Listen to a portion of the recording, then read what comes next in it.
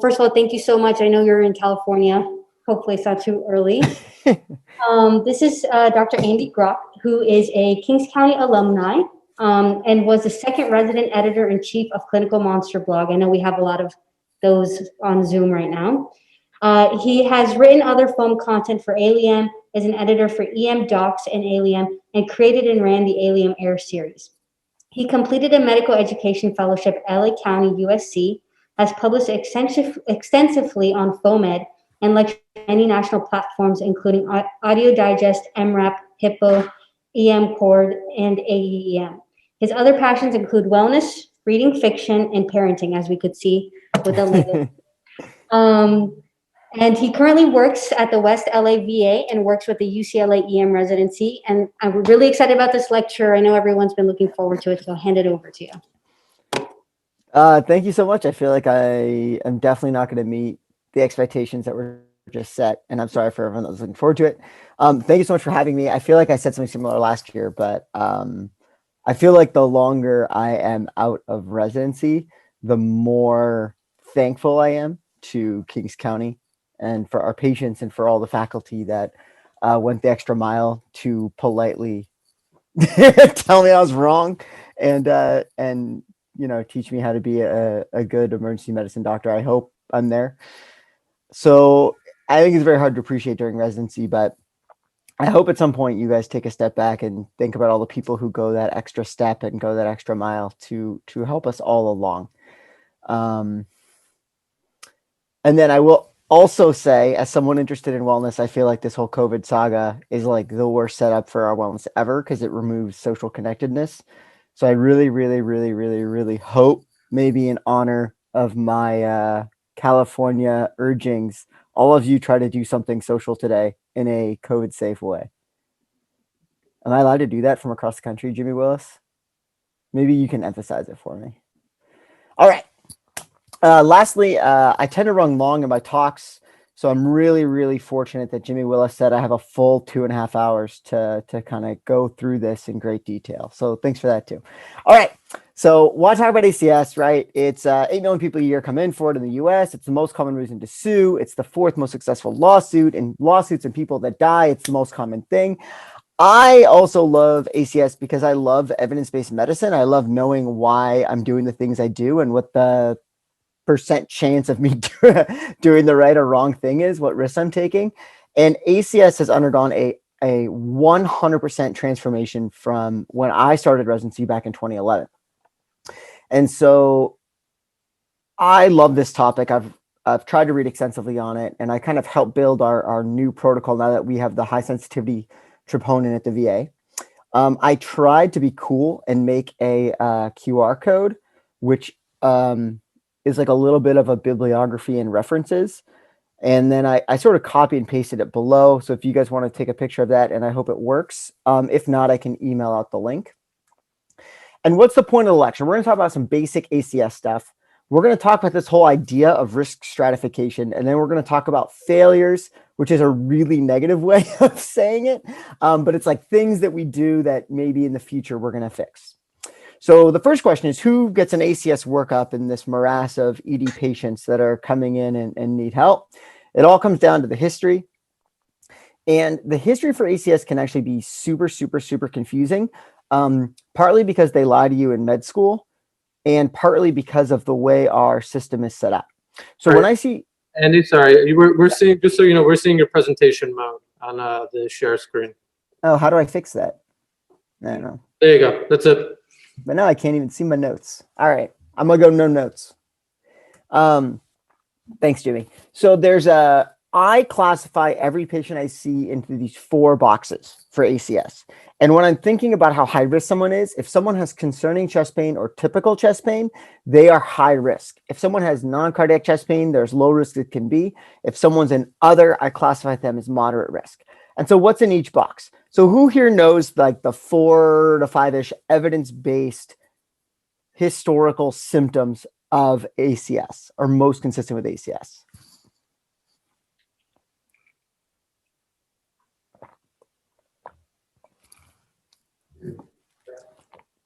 Or their chats. Are you guys writing it in the chat? Some of the times in exertional radiates to right shoulder, right-sided, diaphoresis. And vomiting. Not nausea, but vomiting. So this is a bit different than like pressure, left-sided, radiates to jaw that we sort of learned about in med school. The other problem with this is this was sort of based on a lot of studies from like the 70s, 80s, maybe some 90s. Who predominantly was studied in those studies? White men. Yeah, white men. I'm imagining old white men, and for some reason in my head, they all have mustaches. And while old white men are important, there are perhaps other populations important as well. So that brings up the atypical box, which I have to point out is kind of a sexist, stupid name to say the white men sort of thing is typical and then everyone else is atypical, when atypical is like women, diabetics, and old people who seem to be the majority of our population. The other thing I want to point out is there was like an old saying in emergency medicine that if the patient has greater than 5 chief complaints, then none of them are wrong or none of them are emergent. So it turns out people with atypical ACS have greater than 5 complaints. They have a whole long list of just very vague, oftentimes things. In the literature, actually, women are much less likely to use the word pain, and they're much more likely to describe it as a discomfort or a funny feeling. And I don't know if that's because of childbirth, y'all know what real pain is like, and us men are wusses, or if it's obviously a cultural thing, but it's just something to really be aware of. The biggest setup for failure, to be honest, is like an old lady who comes in saying she has gastritis.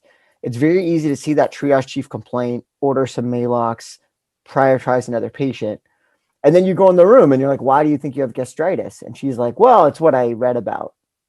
And like, there's no EGD diagnosis. She's not on an H2 or PPI. So be very careful with patients with self-professed gastritis. So next we have non-cardiac, which is exactly what you think a muscle pull would be. It's sharp, it lasts seconds, it's worse with motion, there's no red flags. There's this old data or idea that pain with palpation somehow rules out ACS. And I hope that's kind of been drilled into you that that's wrong. There's old data that says 10% of people with pain on palpation have ACS. And at first I was kind of annoyed by that because it makes sense that when you press on something and it hurts, it's like external or muscular. But when you think about it, like that person's heart is dying from ischemia. So if you mash on their chest while they're having a heart attack, there's a chance that it's going to hurt them. But for me, what really says non-cardiac is worse with motion. For the physical exam for people with ACS, I do like a little bit of a dissection exam and like a quick neuro exam and pulses. But the only physical exam thing I do for everyone I see with chest pain is I make them twist side to side and I make them wiggle their arms around, or I'll take their arm and wave it. And you'd be surprised how many people will go, oh, when I do this motion, that's the exact pain I'm feeling. And that puts them in a very easy box that lets you sort of relax your brain a little bit. Now, the other is other. I know at Kings County, you guys are taking care of, or at least when I was there, a large Haitian population, a Caribbean population. How many people have you seen that say that they have a bad feeling and gesture towards their chest? And even with the translator phone, you can't get much other info. So I've had that be a dissection. I've had that be a STEMI or NSTEMI. I've had that be cholecystitis. In LA, we have a similar sort of communication barrier or cultural communication barrier, I guess, with our Hispanic population. They tend to describe their chest pain as paquetes, which is like a pulsing or fluttering pain, I guess, if you translate it exactly. But it's so predominant, and I've seen it be ACS and I've seen it not be ACS, that I'm not quite sure what to make of it. The last one is actually at Long Beach Memorial. I cared for a Cambodian population. And the classic case was family brings in very elderly Cambodian relative who, with the translator phone, says, my family's overreacting, I'm fine. But then their troponin comes back at 12. And if you go the extra mile and talk to the family, all they'll tell you is that their loved one is less interactive, talking less, walking around less. So be very careful of other and be very careful of this non-cardiac, but this is how I organize chest pain evaluations in my head. Now, I would be not myself if I didn't include some silliness in my talk. So I sort of looped in when there was a nice break, some silly chief complaints. This one, good. This was at Kings County. My wife is stressing me out. Good reason to come to the ER. I need some healing. This guy was wearing like a leopard print print silk robe, which I also really enjoyed. And then this one always makes me laugh because it's this is another Kings County one. And if you know the ESI system, it's based on acuity and amount of resources predicted. And he states he's very hungry and needs a lot of food. And the treasurers made him a 4, which I can only imagine it's because he said he needs a lot of food, and that's going to be a resource heavy case. All right. So generally speaking, who gets an EKG when they come in for possible ACS, right? Everyone. And then who gets a troponin? So this is very like attending and person dependent. Sometimes it's your spider sense, but I tend to do it on anyone older than 45, anyone with typical, concerning, or atypical symptoms, maybe with other, or anyone with like significant risk factors. Like if you're 40 and you have HIV and rheumatoid arthritis and you smoke and do crack and you're end stage renal and everyone in your family died at 40 of a heart attack, you're getting the troponin. Now, we all know ACS is divided into STEMI, NSTEMI, and unstable angina. STEMI, you get aspirin, they go to cath, whatever cardiology wants in terms of like, what are you guys using? Proseguil? Is that the one that you guys like? I don't know. I give whatever cardiology says for the second platelet guy, and good old fashioned heparin. If you have an NSTEMI, it's aspirin, heparin, and whatever else cardiology wants. And then if you're unstable angina, it's kind of weird and confusing, but generally speaking, this is what we do for people with diagnosed unstable angina. And we're going to come back to the definition of unstable angina later. But how has this paradigm failed us, right? So I don't know how much you guys know about like your history, but we started out with like Q wave and non-Q wave. And then we sort of figured out that for people with STEMI on the EKG, if we intervene right away, they do better than if we don't intervene right away. And that's sort of how we got to this STEMI and STEMI dichotomy. The newest or newer sort of idea is something called the acute myocardial infarction theory, or the OMI manifesto. Has anyone out there read this or heard of this?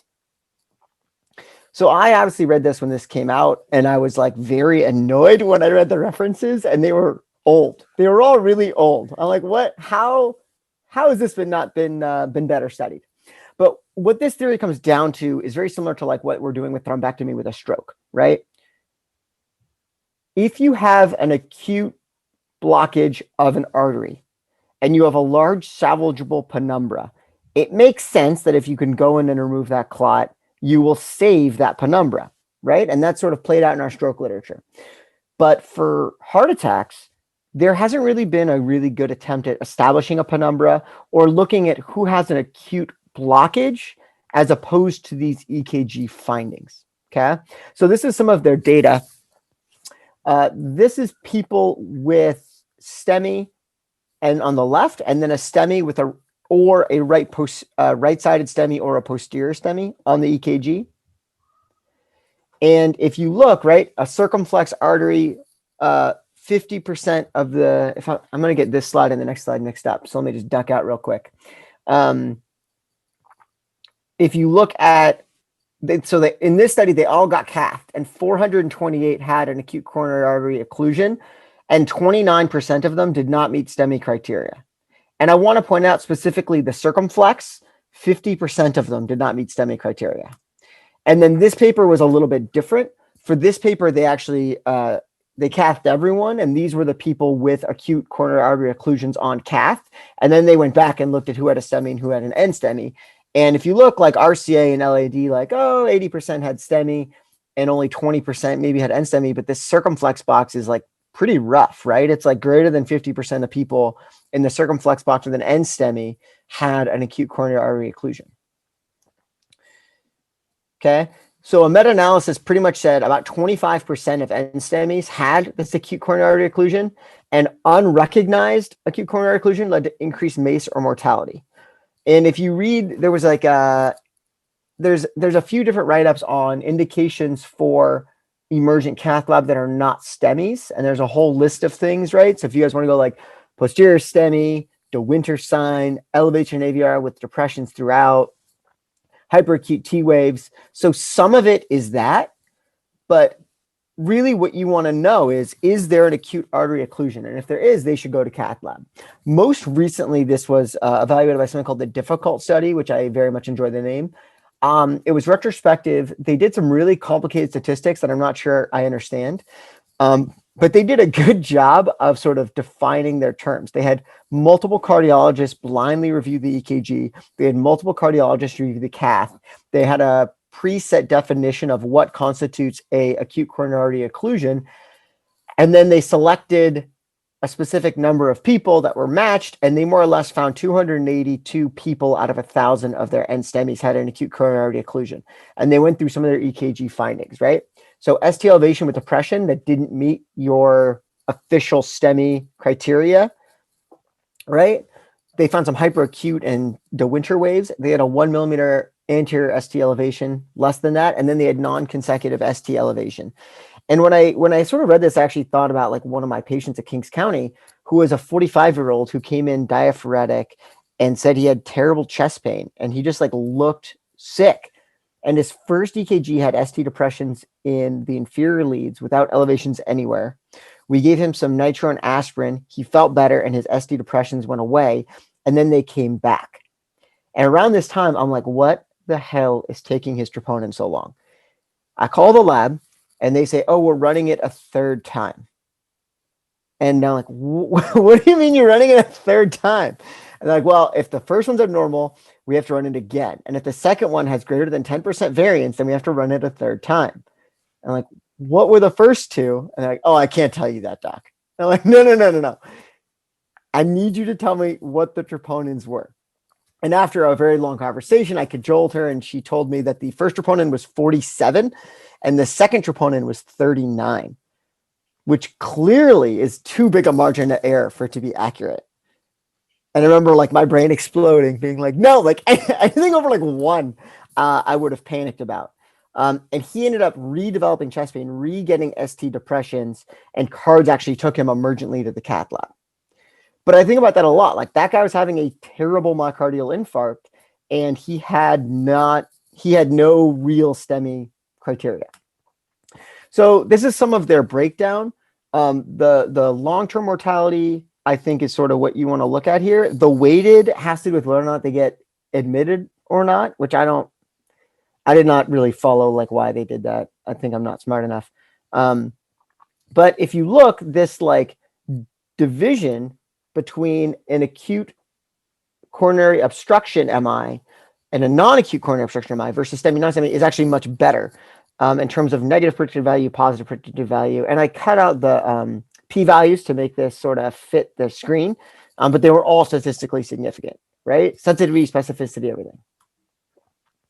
So I think at some point, we are going to switch to this terminology, and based on the patient, based on the timing, based on the troponin, based on the EKG, we are going to have a different threshold to take to cath lab, whether it's a STEMI or an unSTEMI. Now, what the heck is unstable angina? Who wants to tell me what the definition they were taught in med school is? Or what do you operate under?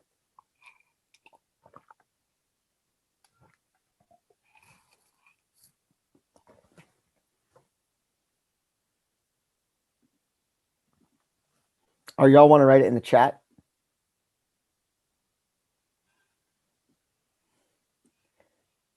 Non-exertion. So someone in the chat, non-exertional cardiac chest pain, no trope elevation.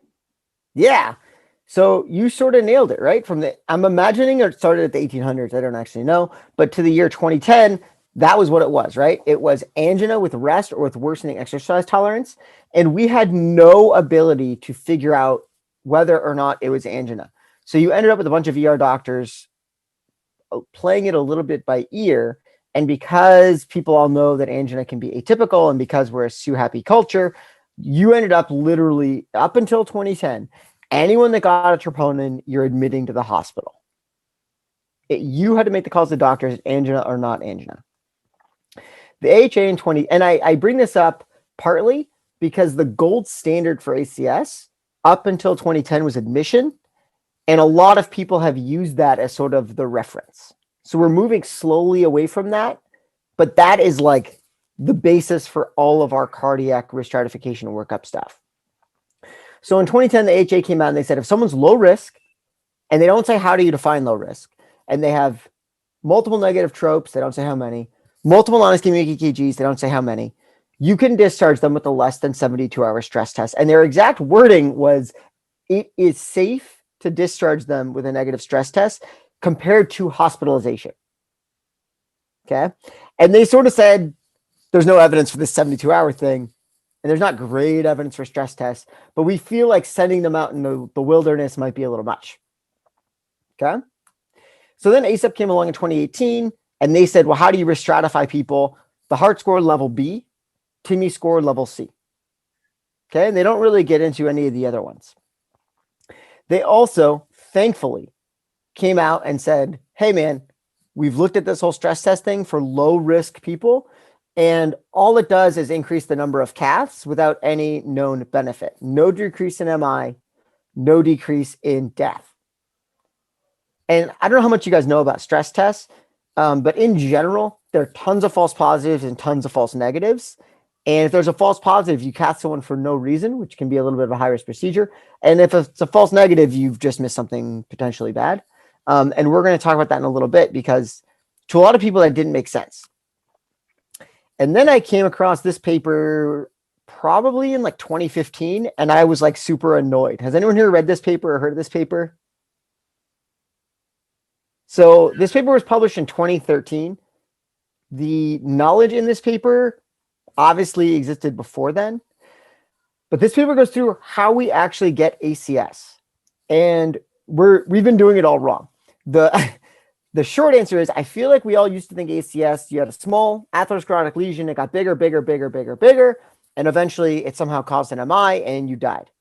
And if we do a stress test, we can identify flow-dependent lesions, so lesions greater than 70%, and then we can stent those and fix those, and then we're helping people.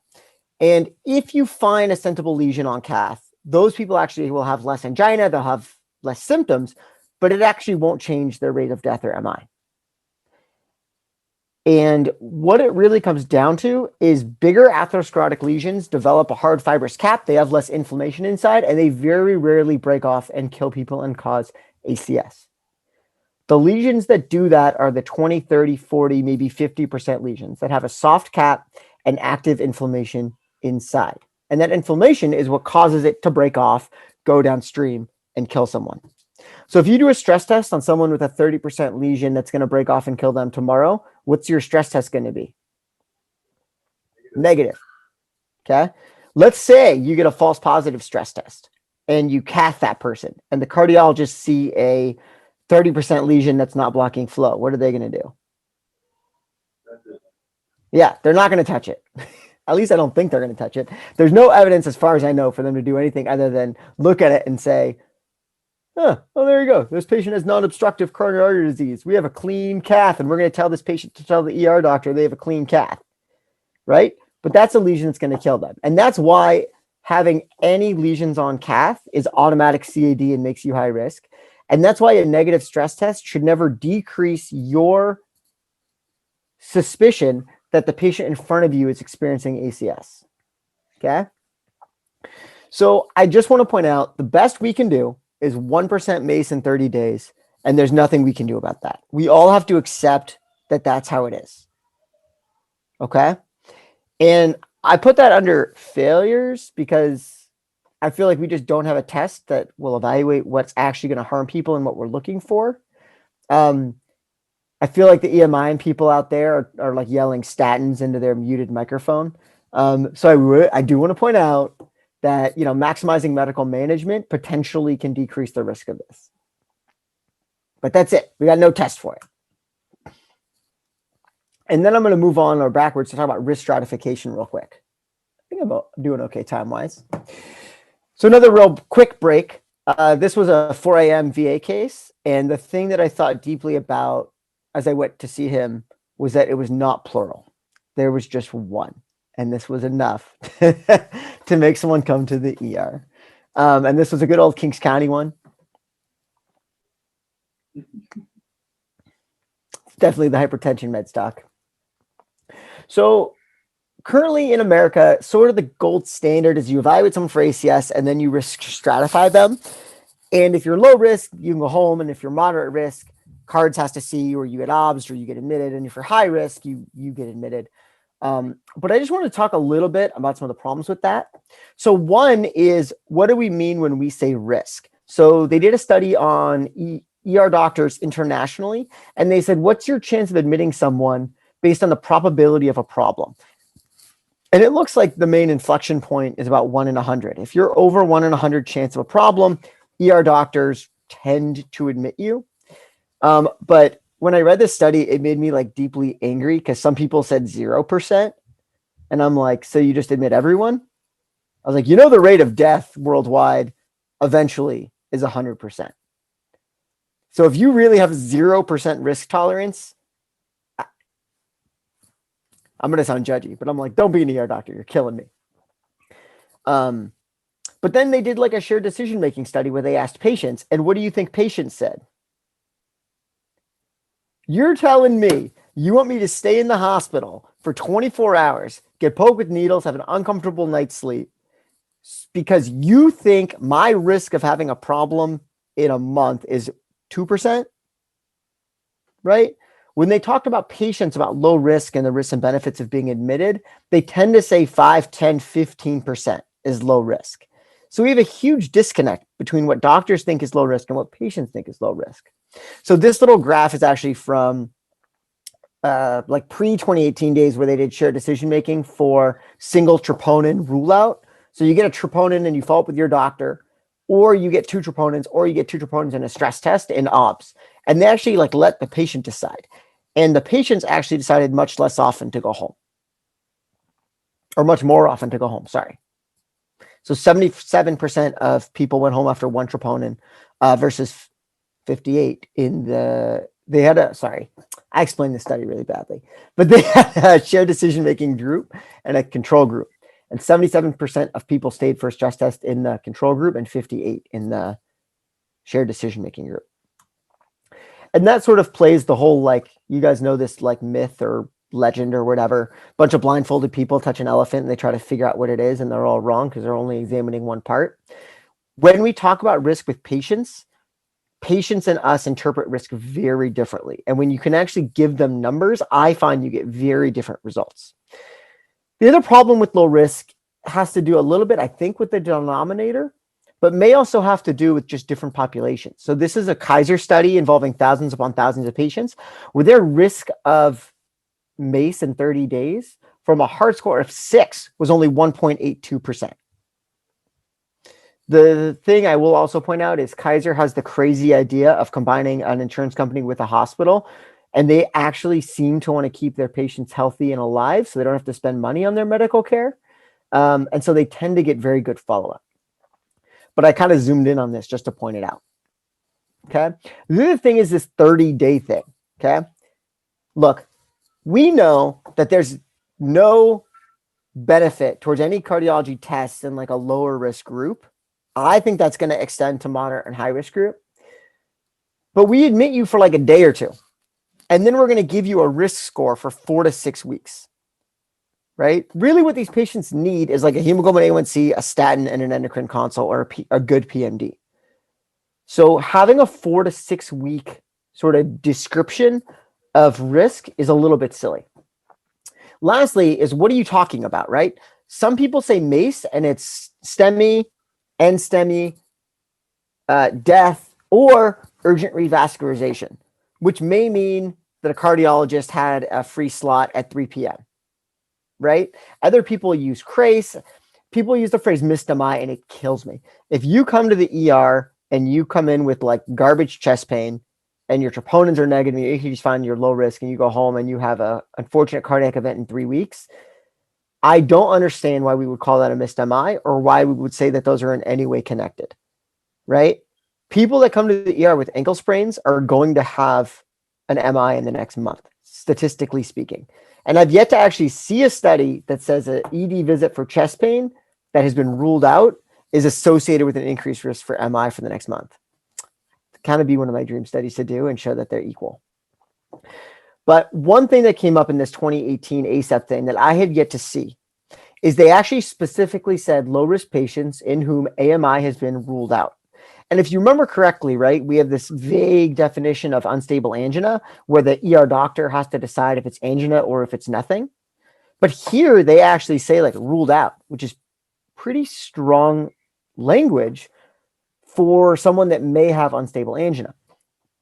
And so more or less what's going on is as our troponins get better, we've noticed that the population that is defined as unstable angina is shrinking and shrinking and shrinking. And it looks like all these patients that had unstable angina were actually end-STEMIs, and we just didn't have a good enough troponin to pick it up. So when I talk about unstable angina now, my definition has changed. Obviously, you have an event and you have negative tropes. If you have a reason to have a negative troponin, like stuttering or active chest pain in the ED, fair to call it unstable angina. Or if you have EKG changes, right? T-wave inversions or ST depressions are sort of a dead giveaway that person's getting admitted. The T-wave inversions I do struggle with because a patient can come in, let's say a normal EKG, and then they'll flip a couple T-waves while they're in the ER, but they'll deny symptoms. At that, I throw up my hands and I say, I really don't think anything's going on, but it's very hard to argue with objective evidence that the heart has done something. So I tend to call that unstable angina and admit. Everyone else, if you do not have stuttering active chest pain or EKG changes, I personally think you no longer have unstable angina. I think it's an outdated expression that we are using inappropriately with our new troponins. Now, when AECEP talks about ruling out ACS, they say you can use a conventional troponin at 0 and 3 hour, which is what the heart protocol did in North Carolina. They say use a high sensitivity troponin at 0 or 0 and 2. And then they also said there are these things called accelerated diagnostic protocols, which incorporate EKG, high sensitivity trope, and sometimes risk factors. And they said that will, quote unquote, rule out ACS. And that brings up, like, as our ability to rule out ACS has gotten better and better and better, we've really divided our system into first we will rule out ACS, and then we will risk stratify. Okay. When I did a deep dive in the literature on this, I found like a stupid amount of clinical decision rules and ADPs. And I kind of laughed because when we were designing our VA protocol, the other two people wanted to use this high stakes protocol, which okay, points for clever name, but I had actually never heard of. And it was because we had the same troponin they used in the study. The other thing I want to point out that's a little dumb about some of these clinical decision rules is like Tmax, right? It's like radiating to the arm, vomiting, sweating, hypotension, ischemic EKG, and troponin, right? If you just take the approach of I'm going to do a good evidence-based approach to making sure they don't have unstable angina and they're not unstable, I don't see how this adds anything, right? The other thing is EDAX. Look at the symptoms and signs that they give points for, and then it's like age, sex, and known CAD. And just for the record, I don't know about this whole thing about giving men an extra 6 points for ACS.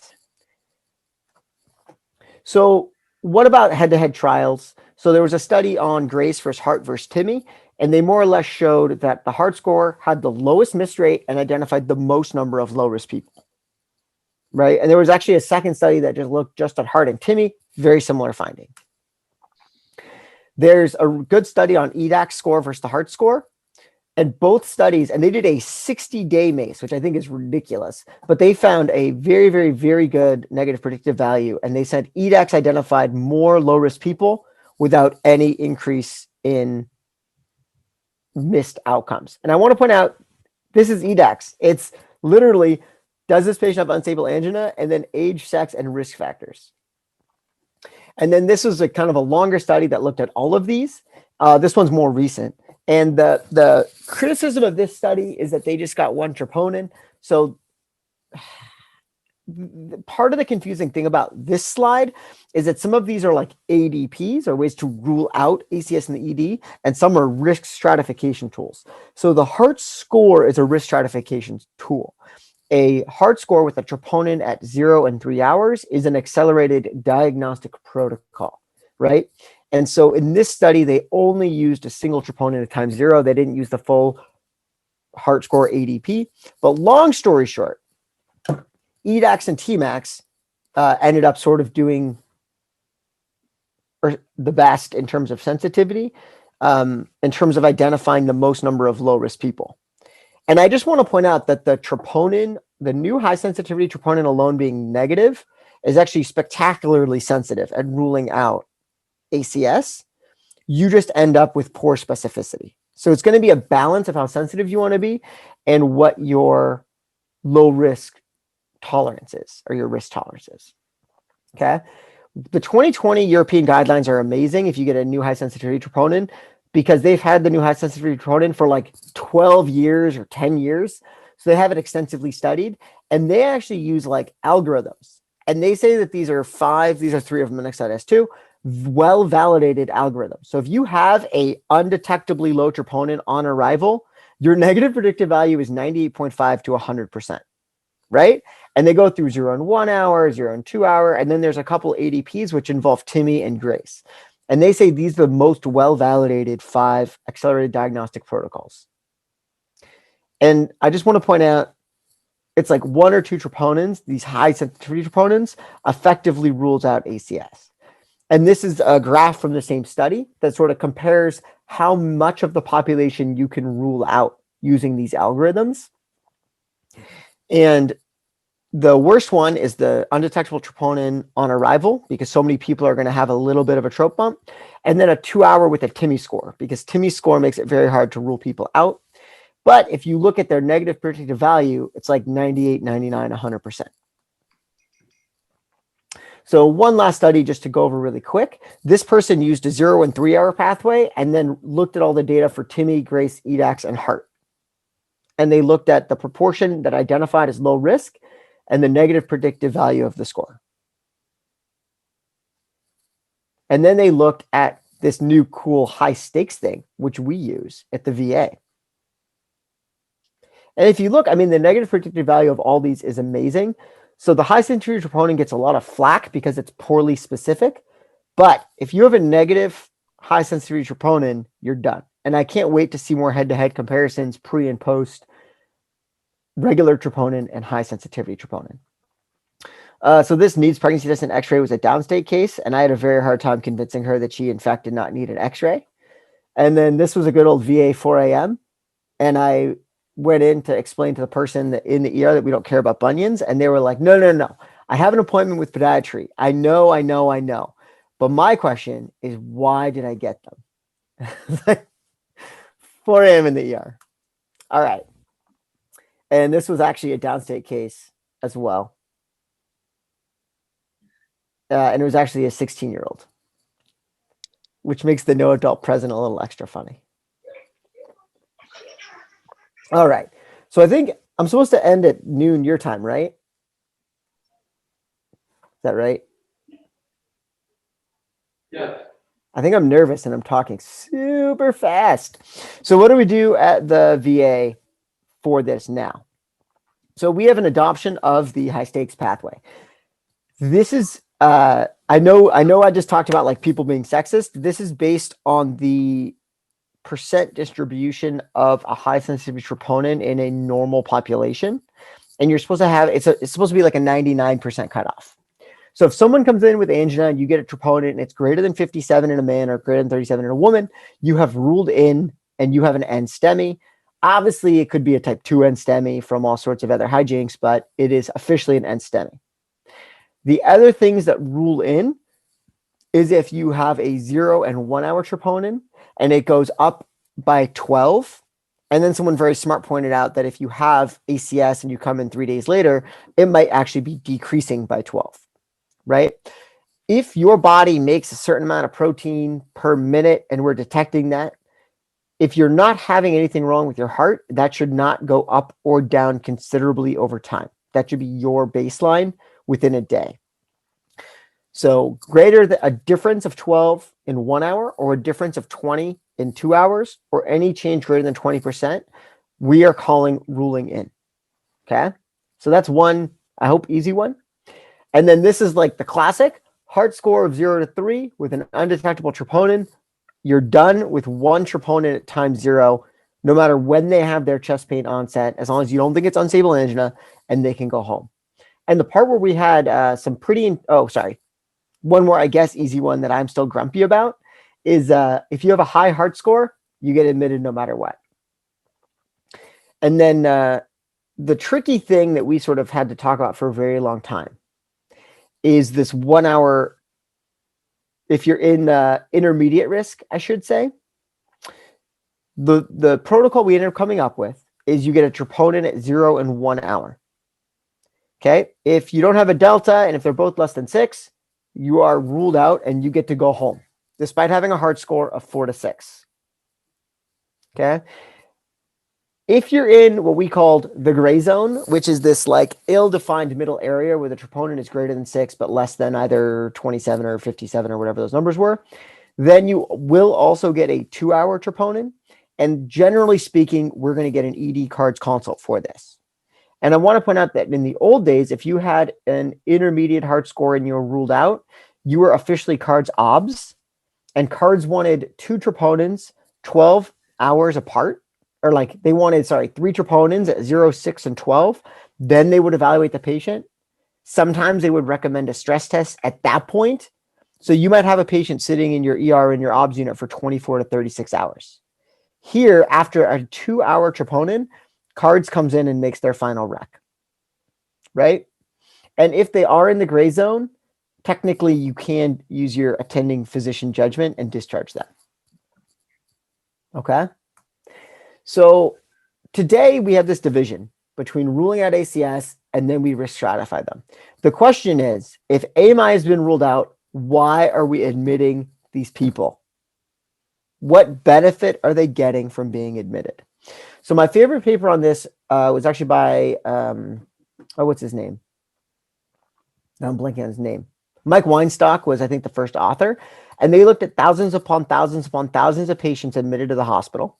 And they decided, let's narrow this down. So they looked at people with 2 non-ischemic EKGs, 2 negative troponins. Okay. And they found like an incredibly low rate of a problem. It was 0.18% of those patients had a problem during their hospitalization. And I want to point out that from 2008 to 2010, anyone with symptoms got admitted. There was no like discharge low risk. So during those years, you probably had a lot of fine people that got admitted. But from 2010 to 2013, theoretically, they're using stress tests and discharging low risk people. When they looked at that data and they said, you know, of the people that had a problem, some of them were like clear admits, right? They had like abnormal vital signs in the ED. Or they had a very hard to interpret EKG, like a crazy left bundle. So they said, okay, let's look at these people that had a problem. We're going to go back and we're going to do 2 non-ischemic EKGs, 2 negative tropes, normal vital signs during the ED stay, and an interpretable EKG. And you know what they found? They found 4 patients that had a problem out of over 7,000 patients admitted to the hospital. So what is the rate of medical error or patient problem during a hospitalization? Has anyone heard these numbers? 3%? I've seen lots of ranges, but yeah, I've heard 3%. I've heard 5%. During my residency, a good old man named Michael Ritchie, who was EMIM. Does anyone know that guy? Is he still around? He gave a talk on the risks of admitting people and then compared to some of the things that we do and what the risk of a problem is. And it was very contentious. And I forever remember it because it was a great talk on like what the harms of being admitted is. But if I told you that the chance of your patient having a problem on admission was 4 in 7,000, would anyone here admit anyone? No. Now, the benefit theoretically to admitting these folk is getting them plugged in, getting them to see a cardiologist for whatever outpatient tests you need, and getting them properly medically managed. But in a functional healthcare system, that can all be done as an outpatient, right? And that's one thing that I'm like pretty lucky about at the VA, in that we have sort of a Kaiser model where we're paid to take care of our patients and keep them healthy, instead of being paid to maximize our profit by denying care or cutting people out of their insurance if they, I don't know, do something wrong. Okay. So when we have functional healthcare in America, I want us all to be very careful about how we're spending our resources and what benefit we are doing to the system. And that's my own attitude. I think in the future, we are going to switch from a rule out ACS, risk adjustment standpoint to a rule out ACS, you go home. I don't care what your 4 to 6 week risk is because you're going to see your doctor in the next 2 to 3 days.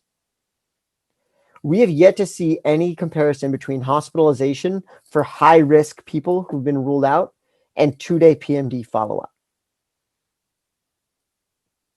Okay. There's one hospital, there's a gentleman named Cam Berg who actually gave a talk on this that I attended. And they are doing that in their center, which has a highly medical insured, highly medical literate population. But it is not yet published. But he says we do a single troponin on arrival with a high sensitivity troponin, and then we don't care about their heart score. If we don't think they're having unstable angina, we discharge them to their doctor. And I think that's where this whole system is going to go. And at some point, we're going to feel real silly that we admitted all these people or opted all these people for ACS. So that's where I think we're going. We may not be there yet. But I will say shared decision-making is sort of the ultimate thing. Like if someone has high risk per the heart score, but they have negative tropes, non-ischemic EKGs, normal vital signs, I will oftentimes tell them, look, we don't think that this was a heart attack. It could be an ominous sign of things to come. You're old, you got risk factors. The chance of you having a problem in the next month is not low. We're supposed to admit you. I don't really know what the benefit of that is other than having all the specialists see you in the next few days. And I don't know if it's just the veteran population, but most of them want to go home. And if they properly understand the risks and the benefits of admission, I think that that's fine. And that's a good use of our time and resources. All right. So this is my all-time favorite chief complaint. It has forever stood the test of time. This was 4 years ago. And I completely lost my composure laughing like a 4-year-old. I took a few minutes to get my deep breaths in order. I went to go in the room and the nurse came out and is like, Doc, she just left. She just eloped. And I'm like, oh, all right. Well, I guess she can go. And the nurse says, Doc, when I walked in, she was pulling crumpled bills and coins out of her vagina. I'm like, coins. She's like, coins. I'm like quarters, like nickels, dimes. She's like, yeah, change, loose change. She was pulling loose change out of her vagina. And I just was like, all right, well, she eloped. We'll take her off the board. And then I thought, like, where do you go after you're caught putting your roommate's money in your vagina? Like, is she going home? Like, what's going on in her life that was the plan? What's going to happen to all of her stuff? I was like, I thought a lot about this case, and I never got to see her. So in conclusion, we kind of covered some of the basics of ACS. We talked about how to risk stratify people and the myriad ways that we can do that, including some of the newer ways. We talked about how the best we can do in the world is a 1% chance of a problem in the next 30 days, and that we have zero idea on how we can actually get that lower, take care of those folk. And we talked about the future, how instead of considering this STEMI paradigm, we can actually talk about acute obstructive cardiac lesions, thinking about this penumbra and who has active ischemia. We talked about the ability of us in the future to effectively rule out ACS and discharge people regardless of this quote unquote risk. All right. And then it's very hard to get pictures where two kids are smiling. This is the best one I got. And that's my talk. All my references are sort of at that QR code if you wanted to see any. And then what questions you guys have, or what are you thinking? Andy, this is Mike Lucchese. Oh my God, you came to my talk? Your lecture clearly outperformed our lofty expectations of you. Thank you so much. Thank you, sir. An honor to have you. Any other questions, comments? I'll say something. Good. Hey, Andy. How's it going? That was a great talk. Thanks, Josh. I agree with everything you said. I think that's the future. That's the way I practice now. I think anybody who works with me knows that that's what I do now. And I'm going to take it one step further. To me, the patients who have the high risk factors, specifically the ones with known CAD, for me, those are easier patients to discharge. Yes, they're at higher risk. The thing is that what intervention are they going to get in the hospital? Is it a cath? We already know that caths don't work for them. So just taking their medications, their beta blockers, their ACE inhibitors, their aspirin, whatever it is that they're supposed to be on, they're a good medical management is just as good as the cath that they would be the endpoint of any possible admission or workup. So what's the point? For me, those patients are easier to discharge once I've ruled out an acute ischemic event. Nice. Yeah, I know the EMIM folks are like, why are we admitting these people? This is a bunch of silliness. I had a question, Andy. With the high sensitivity troponins, you mentioned obviously they're really sensitive, but you lose specificity. Mm-hmm. I guess my concern with that always is the false positive rate. Yeah. So how do you kind of think about that if you're doing a lot of these on every patient that comes in? Are we doing more caths and testing on these patients that they don't need then? I mean, that's a perfect question. I haven't come across any papers on it. We are going to look at it actually at the VA where I work. I can say that the benefit of the test is if it's negative, it's extraordinarily good and you've identified a population, that's fine. If it's over that like 57 or 29, if you're a man, woman cutoff, it's bad. And like, just to point out something that you sort of alluded to, anyone with a positive trope for any reason has an elevated mortality compared to someone without a positive trope. So if you send like a highly sensitive trope on someone with a PE, sepsis, whatever, they should probably be admitted because that trope indicates that they're high risk. In terms of like all this other testing and admissions, I'm yet to see any data on it. I imagine it will potentially increase it in terms of increase the number of people that get admitted for a positive trope. But I'm not sure.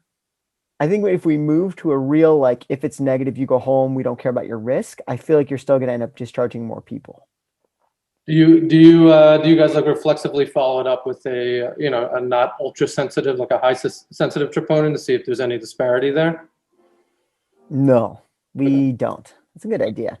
We actually have like a bedside troponin that actually is like one step worse than the regular, like the more recent troponin, the second most recent troponin. So we could, but Yeah. I don't think it's been formally evaluated that I know of. I think it's just a good thing to remember for the residents where when you do go work somewhere else, find out what kind of troponins you're working and kind of realize what the characteristics of that test is. So, for example, at Kings County and Downstate, we have a high sensitive, but not these ultra sensitives. So, I mean, I think there's less of a high false positive rate, but they're still pretty sensitive that you can feel good that you're ruling out ACS. And I think the other thing that Andy, Dr. Grock alluded to, and what he just said is that the biggest thing I think to remember with positive troponins is it doesn't mean that they have obstructive coronary disease all the time. Positive troponin means higher mortality, 100%, but don't get lulled into just getting cardiology to see all these patients. Maybe there's something else going on that's causing them to have like a type 2 ischemia. So don't miss the dissection, don't miss the PE, don't miss the cryptic sepsis because you said, oh, I got a positive troponin, they need a cath and they need to go to CCU. Awesome. Let's see, any other questions? I guess just some comments from the chat where this is depending, especially coming from Kings County, if you do have reliable PCP, which we always take that into consideration. Okay, awesome. Thank you so much, Dr. Grock. That was amazing. Yeah,